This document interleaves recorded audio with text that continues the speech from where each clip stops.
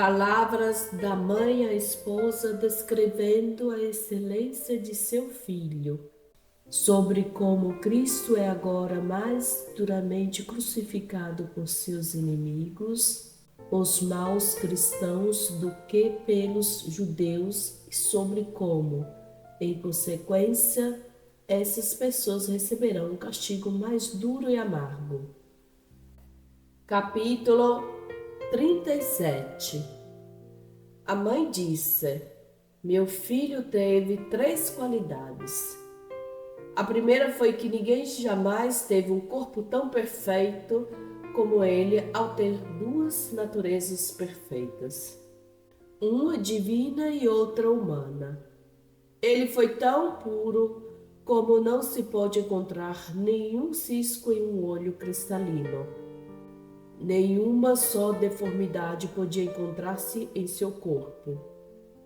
A segunda qualidade foi que ele nunca pecou. Outras crianças às vezes carregam os pecados de seus pais, além de seus próprios.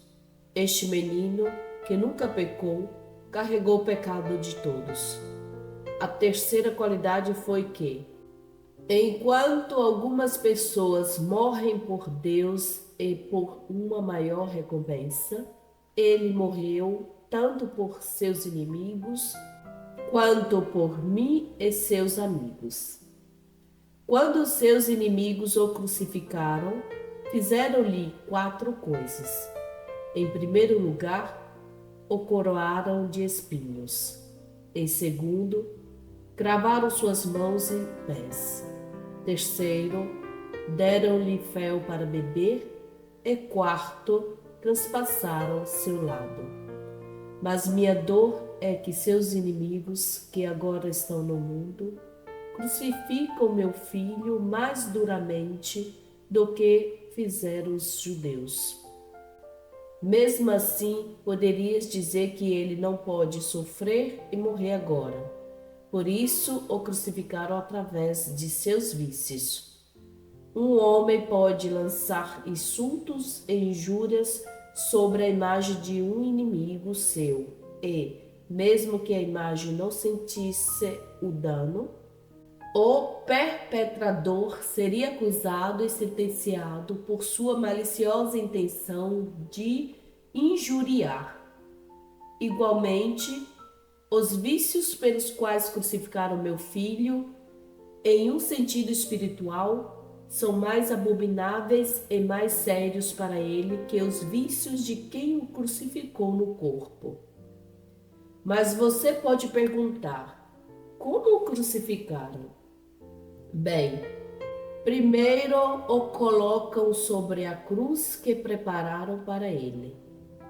Isto é, quando não tem em conta os preceitos de seu Criador e Senhor. Depois o desonram quando ele os adverte através de seus servos. Desprezando as advertências e fazem o que lhes apetece.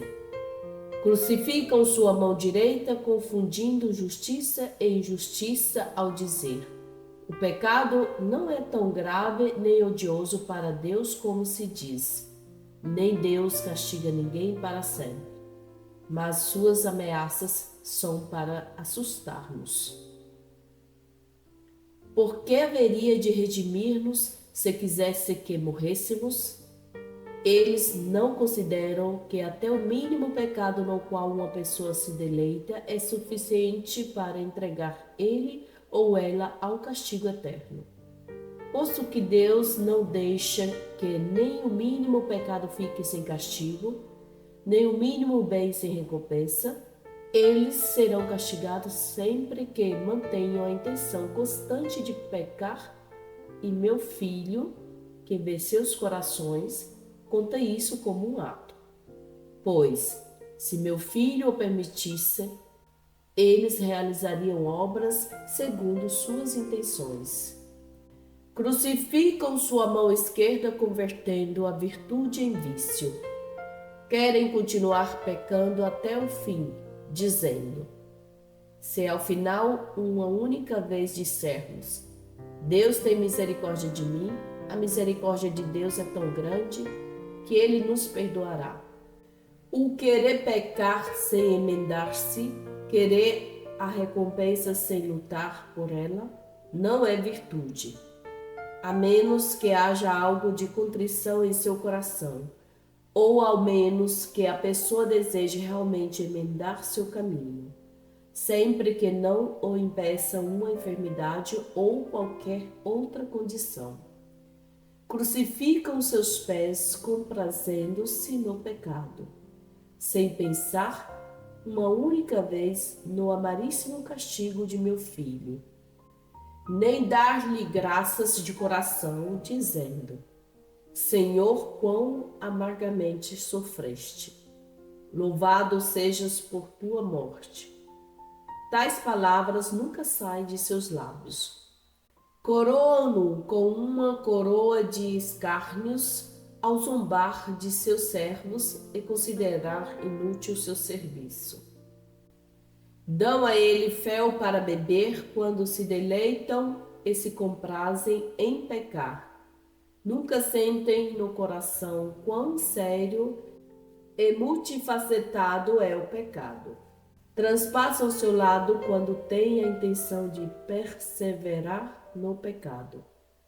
Digo-te, em verdade, e se eu podes dizer a meus amigos, que para meu filho essas pessoas são mais injustas que aquelas que o sentenciaram, piores inimigos que aqueles que o crucificaram, mas sem vergonha que aqueles que o venderam. A eles os espera maior castigo que os outros. De fato, Pilatos supôs muito bem que meu filho não tinha pecado e que não merecia a morte. Entretanto, por medo de perder o poder temporal e pela insistência dos judeus, ainda relutante, teve que sentenciar meu filho à morte. Que temeriam estas pessoas que os serviram, ou que honra ou privilégio perderiam se o honrassem? Eles receberão, pois, uma sentença mais dura por ser piores que Pilatos na consideração de meu filho.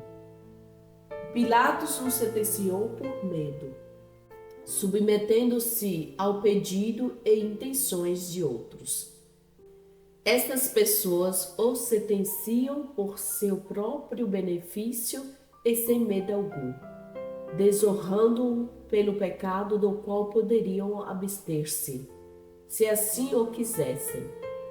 Mas eles não se abstêm de pecar, nem se envergonham de terem cometido pecados, pois não percebem que não merecem nem a mínima consideração daquele a quem eles não servem.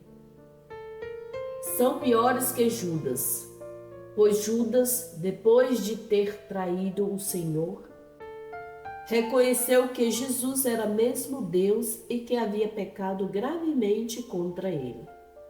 Desesperou-se, entretanto, e se precipitou ao inferno, pensando que já não merecia viver. Mas essas pessoas reconhecem seu pecado e, ainda assim, perseveram nele, sem arrependimento em seus corações. No entanto, desejam arrebatar a Deus o reino dos céus por uma espécie de força e violência, crendo que o possam conseguir, não por seus feitos, mas por sua vã esperança. Vã porque não se o dará a ninguém mais, que aos que trabalham e fazem algum sacrifício para o Senhor. São piores que os que crucificaram, quando viram as boas obras de meu filho, como a ressurreição da morte ou a cura de leprosos, pensaram em seu interior: este opera maravilhas inauditas e inusitadas, superando facilmente a todos com uma só palavra, conhecendo nossos pensamentos, fazendo tudo o que deseja. Se continuar assim, teremos que nos submeter a seu poder e ser seus servos. Por isso, em lugar de submeter-se a ele, o crucificam com sua inveja. Mas se soubessem que ele é o Rei da Glória, nunca o teriam crucificado.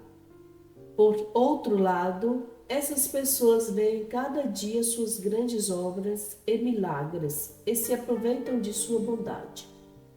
Escutam como têm que servi-lo e se acercam dele. Mas em seu interior pensam: seria duro e insuportável renunciar aos nossos bens temporais para fazer sua vontade e não a nossa. Por isso, desprezam a vontade dele, colocam acima seus desejos egoístas e crucificam meu filho por sua teimosia, acumulando pecado sobre pecado contra suas próprias consciências. São piores que seus carrascos, pois os judeus agiram por inveja e não sabiam que ele era Deus. Estes, porém, sabem que é Deus, e por maldade, presunção e cobiça o crucificam em um sentido espiritual, mais duramente que os crucificaram fisicamente seu corpo. Pois essas pessoas já foram redimidas e aquelas ainda não eram.